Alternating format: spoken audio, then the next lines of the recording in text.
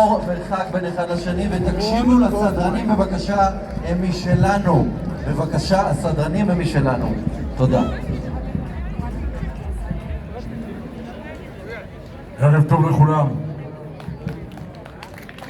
התכנסנו כאן כדי לקשקש על סופה של הדמוקרטיה ועל הנצחת שלטון הדיקטטורה התיאוקרטית. אבל חוץ מדיבורים, לצערי, הציבור ימשיך לעשות כאן כלום ושום דבר. כל עוד מגיעים לכאן כמה אלפים, ביבי ושותפיו לארגון הפשע, שבתקשורת מתעקשים לקרוא לו ממשלה, יכולים להיות רגועים ולהמשיך לעשוק אותנו. בושה.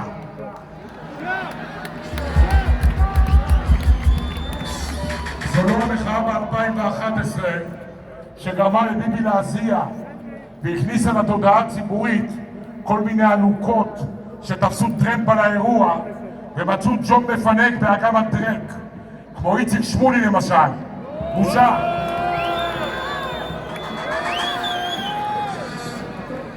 כן רבותיי, זה המקום שאתם מתעקשים לקרוא לו כנסת, וכמה חשוב לבחור את חבריה אחת ל4 חודשים. בעוד יומיים נציין כאן את יום הזיכרון לחללי מערכת הביטחון ולקורבנות פעולות האיבה. למשפחות הקורבנות אסור לעלות לקברי יקיריהם, כך החליטה קולקציית האפסים. אבל אתמול כבר התירו לציבור להתקהל ולהתפלל חסדי השם בחנויות של רשת איקאה. בושה. כי בחיים יש סרט ויש דרג, ורבנים כמו שולם פישר ומתיו ברונפמן הם הדרג שמקורב לקולקציית האפסים המושחתת שמנהלת כאן את העסק.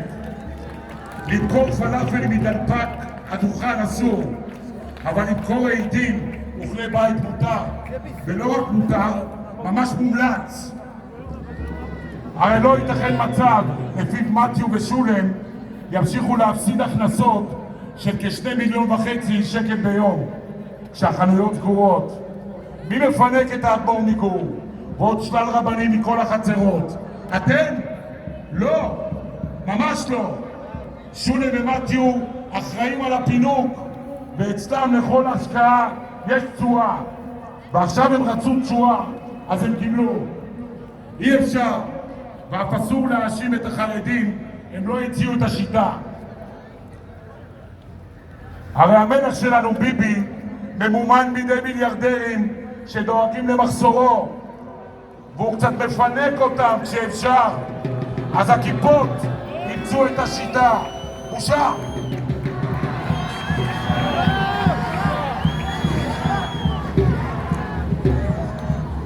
אני מניח שיש כאן לא מעט מובטלים מאונס שלא קיבלו עדיין לירה סורית תפוקה מביטוח לאומי בגלל שהעסק שלהם מושבת.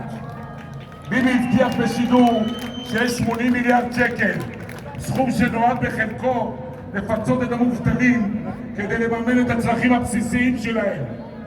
אני לא מכיר אנשים שקיבלו כסף, ואני מכיר לא מעט אנשים, אבל אתמול דווח שהאגרא הקדוש אריה גנב הוא זכאי, צדיק תמיד.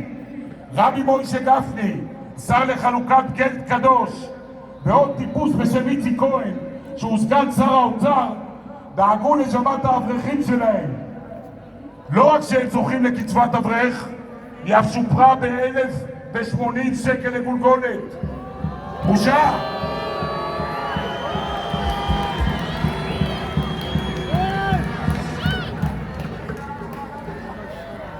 זה סכום לא קטן בהתחשב במציאות לפיה יש כאן גם גל הגירה של אברכים מאמריקה שבאו להעביר את ימי הקורונה בשטייטל שלנו, כי ביטוח רפואי באמריקה ממש יקר. הם אמנם נגד הציונות ומה שהיא מסמלת, אבל הלו, יש ימה של גט על השולחן, לא ניקח. איזה יהודי קדוש לא לוקח מתנות אם נותנים לו? רק לחילונים אין דרעי, גפני וכהן, אין מי שידאג לנו. אני מקווה שהפנמתם כבר שבני גנץ הוא בעיה, והוא בטח לא הפתרון למצוקה שלנו. צפיתי אתמול, כמו רבים, ברעיון של יועז הנדל וצביקה האוזר, הנזל וגרטל. בושה! בושה! יש להם מלא כוונות טובות שמתבטאות בקידום עצמי, זה לגיטימי בעיניהם. הם העבירו כאן עוקץ בשיטה של ברני מיידוף, אבל זה עוד לא נגמר. עכשיו הם רוצים גם מימון המפלגה שלהם דרך שרץ. בושה! באמת משהו קטן, איזה קניפל של 6 מיליון שקל בשנה שאפשר לעשות בו קצת קניות. זה הכסף שלנו, רבותיי, ממש כסף שלנו, אבל אף אחד לא שואל אותנו. בדמוקרטיה טרק שאנחנו מממנים, אהבתי לשמוע את האוזר גרטל מסביר שפוליטיקה היא אמנות הפשרה. וואלק, בננה לא הייתי קונה ממנו. אבל האוזר גרטל לא אומר אמת. פוליטיקה היא רק אמנות הזנות. לכל דבר ולכל אדם יש מחיר. הכל סחיר תמורת אתנן סביר. כפי שכתב הרבה שלי, המלמד הצדיק, אריק איינשטיין, זכר צדיק וקדוש לברכה, בשיר פרנצ'סקה פוליטיקה. פרנצ'סקה פוליטיקה את זונה לא קטנה, פותחת רגליים ללא הבחנה, אומרת שלום ועושה מלחמה, אין מה לומר את זונה לא קטנה. המדינה שלנו גם קונה מוצרי חקלאות בחו"ל. חקלאים שנתקעו עם סחורה לייצוא לא יודעים מה לעשות איתה, אז הם מציעים אותה לציבור במחירי הפסד, רק כדי לא להשמיד אותה. עוד מעט קט ביבי יעלה לשידור ויספר לנו איך הוא דואג לנו. בושה!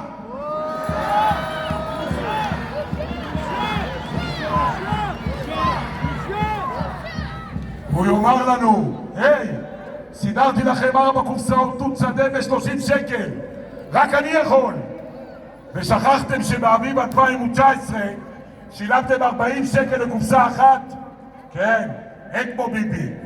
ומערכות החדשות בסכלי טלוויזיה מאפשרות לו לנאום 100 דקות בלי להקשות עליו בשאלה אחת. בושה! פשוט בושה!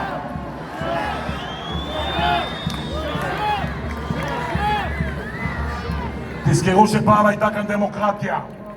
עוד מעט קט תושבע כאן ממשלה עם 54 חברים.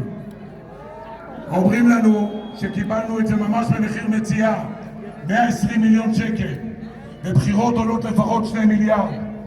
אני נקרא מצחוק כשאני שומע את המאכרים של ביבי בתקשורת טוענים בלהט שזו עסקה שווה. רגע, איפה הכסף הקואליציוני? מה קורה עם החאווה הזו? בכמה זה מתבטא? 1 מיליארד? 2 מיליארד? בושה!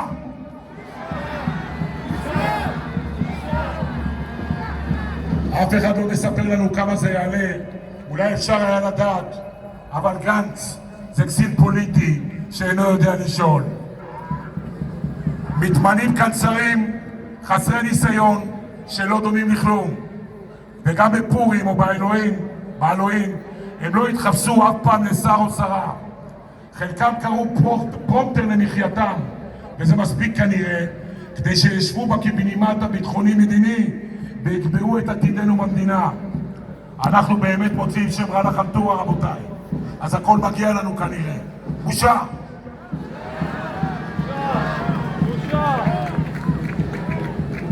ביבי יודע שאנחנו מפונקים, שאנחנו מסתפקים בלבוא לכיכר כדי למחות, כאילו זה הכותל או אבן הקעבה במכה.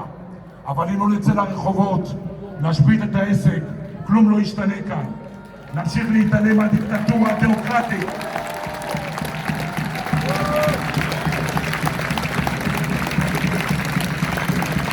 קחו לדוגמה גולשים וגולשות בים, שלא מסכנים אף אחד, אולי רק את הדגים המסכנים.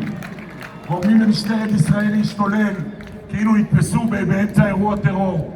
מסוקים, סירות משטרה ואופנועי ים דולקים אחריהם, כאילו נגמר הפשע בישראל, ורק הם, הגולשים המסכנים, מסכנים את הציבור.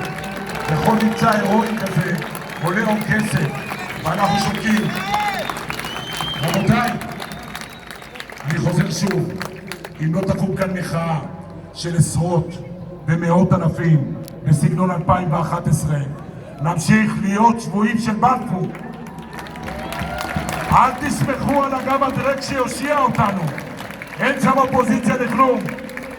כולם כדאיניקים, כולם שותפים למשימה, כולם שכחו שנבחר ציבור עובד בשביל הציבור, וכאן בקהילת קודש קטריאלבקה הציבור נדרש לעבוד בשביל בוחריו, שנבחריו מתכוונת, יותר נכון.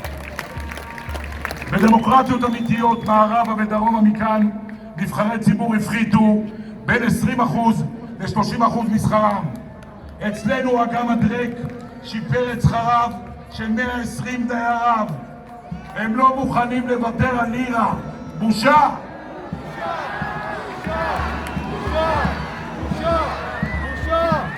אז זה מה שיש, וזה מה שיהיה. תהיו בריאים ושמרו על עצמכם. זכרו שבשביל האדמו"רים וקולקציית האפסים בשלטון אנחנו פחות מפסולת אנושית. אז תשתדלו לא לחלות בקורונה או כל חולרה יסנה אחרת. תהיו לי רק בריאים. תודה רבה לכם. Francesca Politica